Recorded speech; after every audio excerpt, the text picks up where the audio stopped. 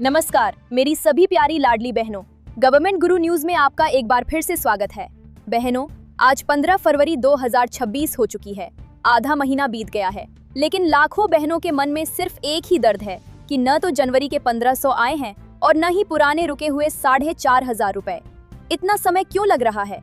क्या सरकार के पास फंड खत्म हो गया है? और सबसे बड़ी समस्या, जब आप केवाईसी करने जाती हैं तो कभी एरर आता है तो कभी ओटीपी ही नहीं मिलता। आज के इस वीडियो में मैं आपको इन सभी समस्याओं का पक्का समाधान और पैसे आने की पक्की तारीख बताऊंगी। वीडियो बहुत ही ज्यादा महत्वपूर्ण है, इसे अंत तक देखना और एक भी जानकारी मत छोड़ना। 15 फरवरी बीत गई, पैसे क्यों नहीं आए?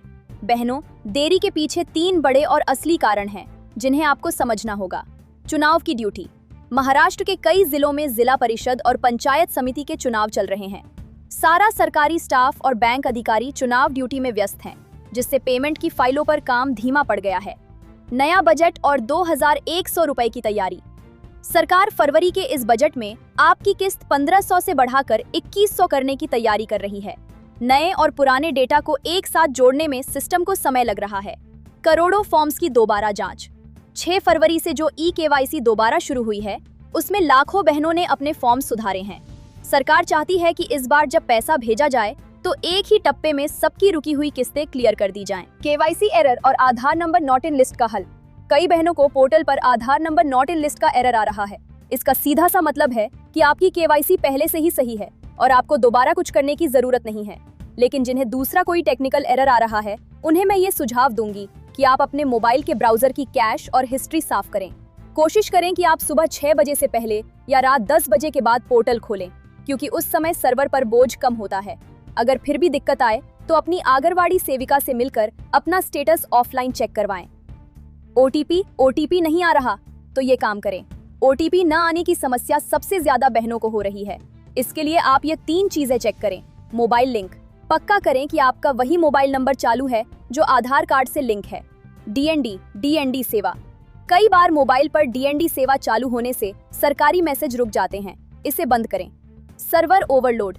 अगर ओटीपी नहीं आ रहा तो बार बार रीसेंड बटन न दबाएं, इससे आपका नंबर कुछ समय के लिए ब्लॉक हो सकता है।